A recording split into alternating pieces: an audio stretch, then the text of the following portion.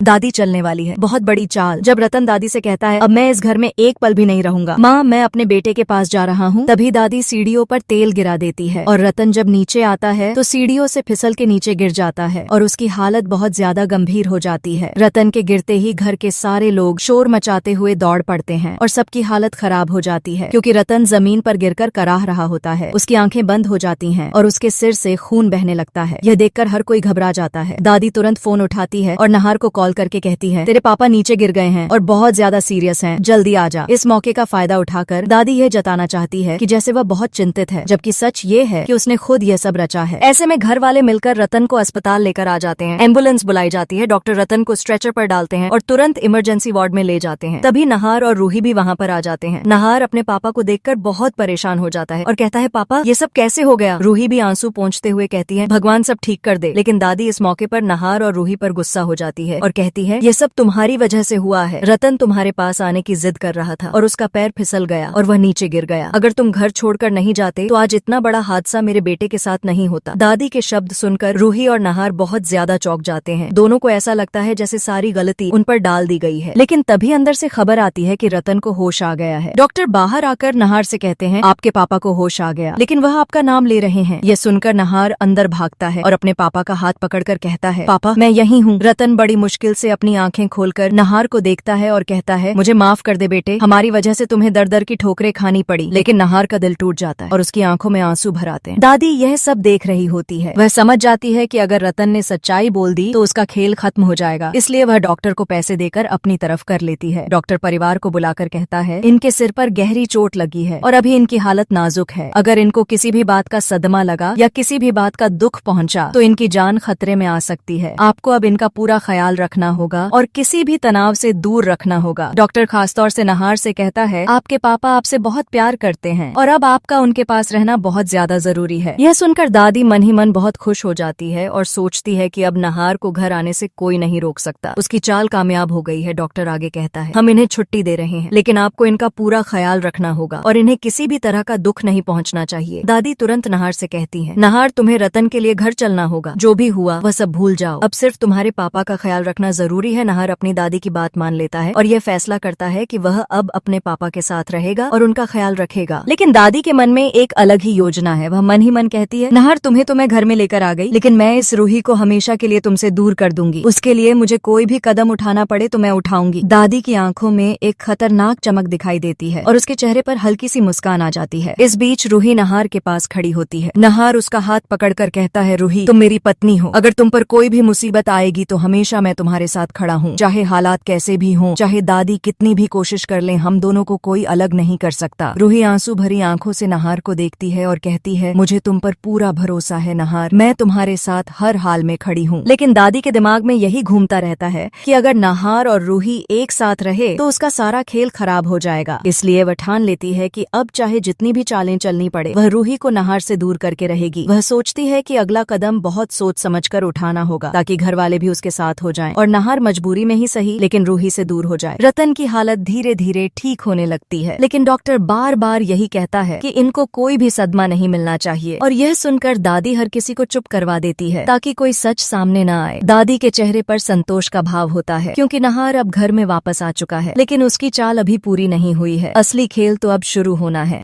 ऐसे में दादी मौका देखकर रूही पर हमला करने वाली है और रूही पर अब बहुत बड़ी मुसीबत आने वाली है। लेकिन रूही अब हर मुसीबत का सामना करने वाली है और दादी को सबक सिखाने वाली है।